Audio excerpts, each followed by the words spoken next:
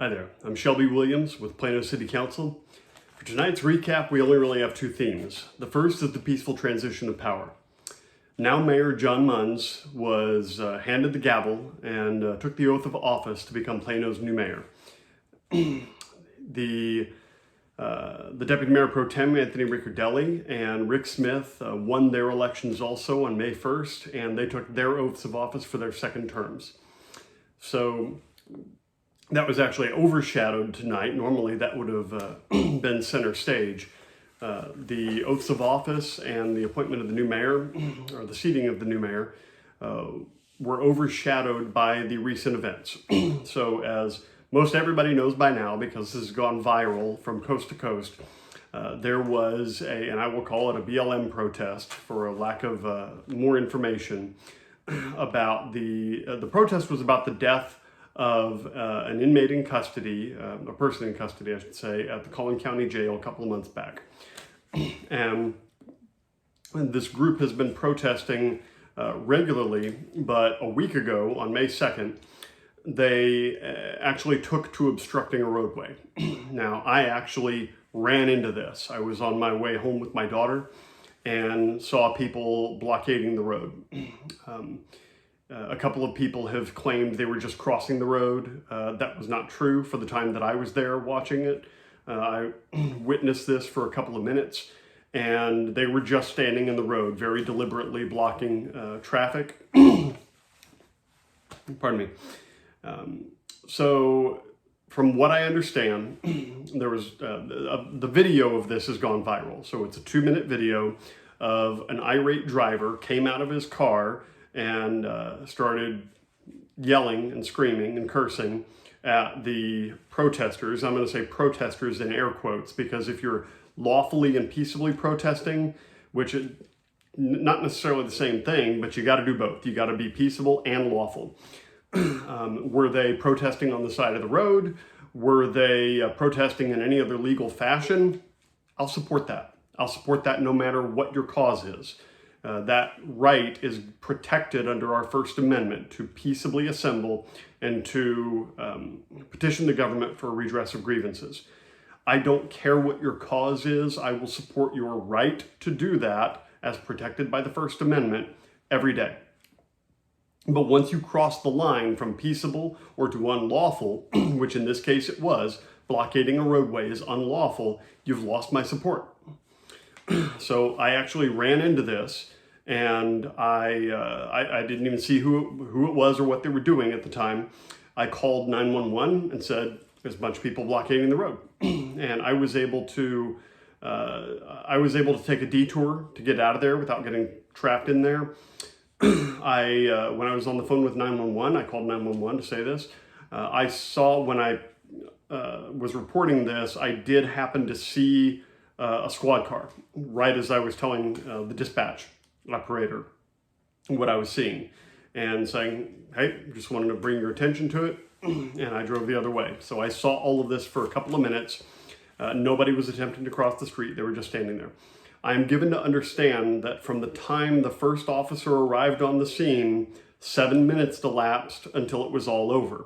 The video that's gone viral covers 2 minutes. I should say that, I'll start by saying, we weren't able to actually address any of this in the council meeting, though many people signed up to speak during comments of public interest to say, stop this kind of stuff in our city, justifiably so. I need to point out that the reason we did not discuss it at the council meeting, that council didn't discuss it, is because under the Texas Open Meetings Act, for us to discuss anything in meeting, it has to be posted on the agenda. No sooner than 72 hours before the meeting starts, which means the cutoff time to put anything on the agenda was 5 o'clock on Friday. All of this went viral and blew up the next day. So legally, we couldn't do anything except respond with factual information. Mark Israelson, city manager, gave an update. He basically just read the police report today that the Plano Police Department issued, or not the report, the statement that the Plano Police Department issued. A couple of things I want to say. A lot of people have been asking, why didn't the cops, it was saying it's plural, cops, arrest the people in the video. First, there was only one cop in the video, just one. There is no way he should be expected to try to arrest everybody blocking the road all by himself right there.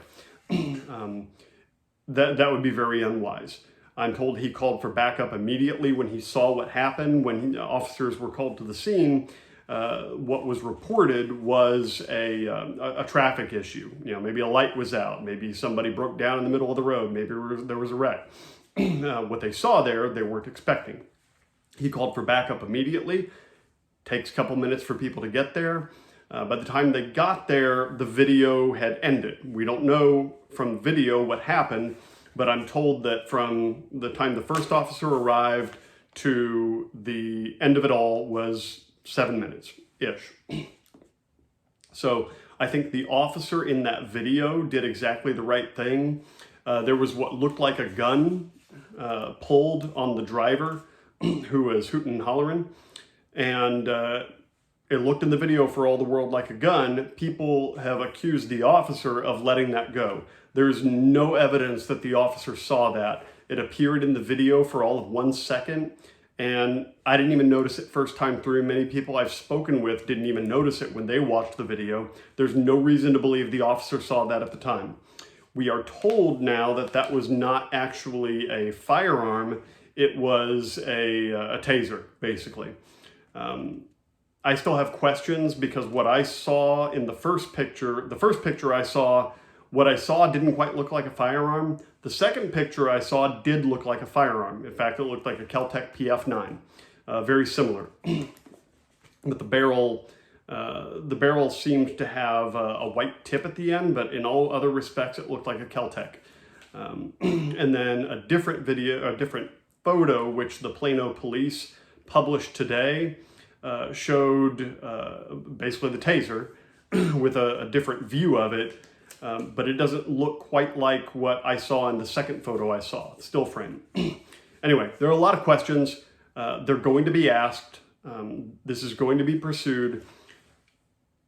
I will stand by this unequivocally. Two things. Number one, and I said all this on Saturday as well, and I'll reiterate, as I've said in this video, I don't care who you are. I will support your right to protest, to peaceably assemble, and to petition the government for a redress of grievances. I will not support anybody's, I would say right, but they don't have a right, to violate the law to get your point across. When you devolve into violence and intimidation to achieve a political aim, that is the actual dictionary definition of terrorism. Violence and intimidation to achieve a political aim. I will not support that at all, by anybody at all. Now, the driver in this video, we are told today through the police statement, has been charged with assault by contact. First, important distinction, that is not aggravated assault. I've heard a lot of people say he was charged with aggravated assault. Assault by contact is, I'm given to understand, a Class C misdemeanor in the municipal court, which means it just carries a fine. It's not a serious offense. This was because when the video, you can see this in the video, a whole bunch of people were up in his grill recording him with their phones. And he swiped at the phone of one woman. She's claiming it didn't knock the phone out of her hand. She claimed that his hand hit her hand. No injury, no damage, no nothing, but because technical contact was made, that is considered assault by contact. By all means, charge the guy.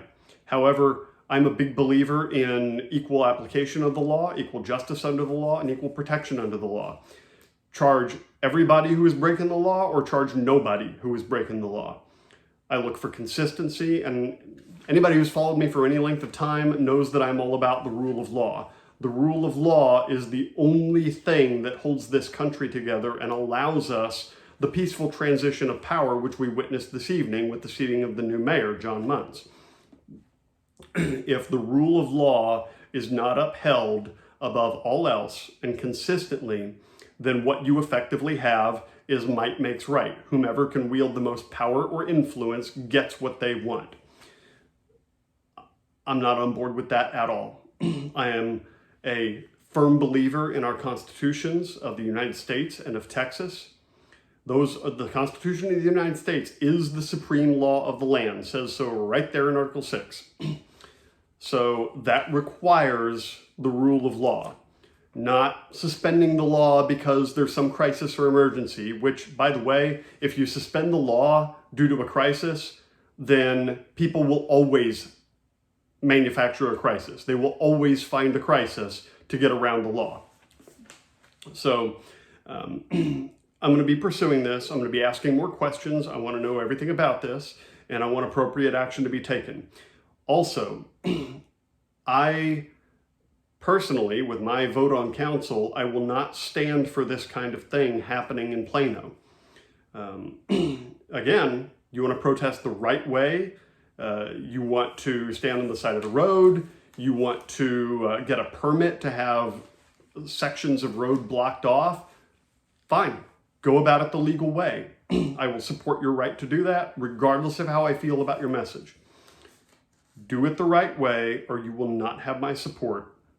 And I will advocate for anybody engaging in deliberate, unlawful activity like that being charged under the fullest extent of the law.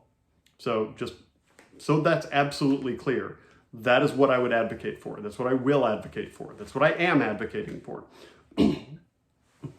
Now, moving on to the rest of the meeting, which was pretty light, and this is all kind of anticlimactic after the prior discussion.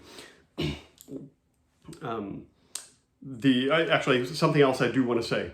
The Plano Police Department is the finest in the entire country.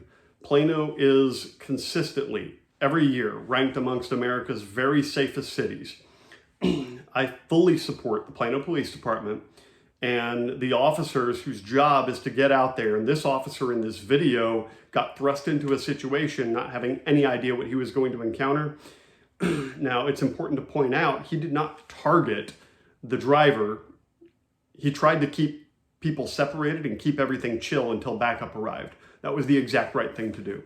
So Plano Police, men and women in uniform, have my full support. Now to go on to the rest of the council agenda. We got a DART report. We saw the new president and CEO of DART is Nadine Lee, who comes to us having previously, well, technically still currently, being chief of staff of the Los Angeles County Metro Transportation Authority. And I asked in the meeting that when we get the numbers in every DART report about how the ridership for the bus, the light rail, etc., for the quarter or the year to date, that we have basically a line graph showing the trending over time for each of those, because every time we get one of those, I don't memorize the numbers, and it's hard to understand where we are compared to the last report, and the one before that, and the one before that. And I also asked, as I do every time that we get the DART reports, that DART start reporting how much money is actually spent in each of the 13 member cities of DART. It's easy to calculate how much of our money goes to DART. That's governed by state statute, and it's half of all of our sales tax receipts, which, depending on the years, are around $75 million.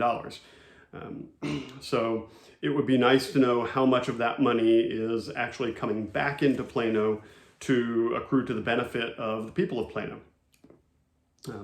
And then for items for future agendas, Deputy Mayor Pro Tem Ricciardelli and I asked that we address the concern that some residents have raised about sex trafficking in massage establishments in Plano. So we want that to come up. I asked for the next council agenda. We want to see what our options are to really make it as difficult as possible for illicit activity to be carried out in Plano establishments. And sex trafficking in particular is a big deal because it's not simply prostitution, it's actual human trafficking for prostitution. So that's a big deal. In our regular meeting, we had 3 proclamations. May 17th is Bike to Work Day, and May 17th through 21st is Bike to Work Week.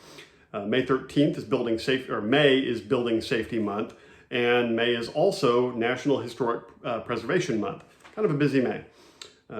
We reappointed former Mayor Phil Dyer to the North Texas Municipal Water District Board, which is significant because due to the jockeying for position and tenure and all of that, Mayor Dyer is actually slated to be the new president of the North Texas Municipal Water District Board. So hopefully we can drive some positive change with the president being a Plano appointee. Now, during comments of public interest, while most of it was focused on the BLM protest in the intersection last week, there were several residents expressing issues with noise at Legacy Hall, and not only from the acoustics, but also from people revving their engines and some drag racing in the area. Residents also expressed concern about drag racing on 14th. So these are things that are going to be looked at by council, or by the city staff, I should say. And one of the things that was brought up in particular, which I wanted to touch on, which was about the protest, was doxing. The driver who was recorded, and which has gone viral, is being doxed. His address, his home and work addresses, we're told, have been published, and his family are being targeted. In my estimation, doxing should be illegal. In fact, it should be considered already illegal, because doxing truly is incitement to violence or harassment. There is no other purpose to doxing somebody other than to say, hey, go get this person. That should be met with, doxing should be met with criminal penalties. We then approved an SUP, specific use permit, for the DART station at the coming DART station at Shiloh and around Plano Parkway. This is going to be part of the Silver Line going out to DFW Airport. A request to table was brought for an appeal to rezone the property at the old Fry's Electronics to allow apartments. This was denied by P&Z, and so an appeal was being brought to council, but there was a request to table that until late June 28th, I believe. And then the last item on the agenda was to consider extending the city manager's special authority that we granted under the pandemic. This came about early on, and we've renewed it a handful of times. We've renewed it an additional time now to extend through the council vacation period in July, because we go for almost a month, well, pretty much a month, without a council meeting. And at the end of which we anticipate we won't renew it, we won't need to renew it. The reason we renewed it now is because vaccine distribution is still going out, and there was just a press release about a vaccine for kids. I think that was by Pfizer. So what's important to note is that the city manager's special authority relates to city operations and waiving of regulations. The city manager does not have any authority to create new regulations or law, only to waive them, to allow things to move along more efficiently and make things easier for folks. That's it for this meeting. I want to thank everybody, regardless of their position, who showed up at the council meeting tonight to speak, and who showed up in general. It's been a long time since we've seen a lot of people at the council chambers. It was very good to see that. And as I've always said, my number one goal is to help create a more informed and engaged citizenry, so I thank you for everybody who's engaged. My name is Shelby Williams with Plano City Council. God bless.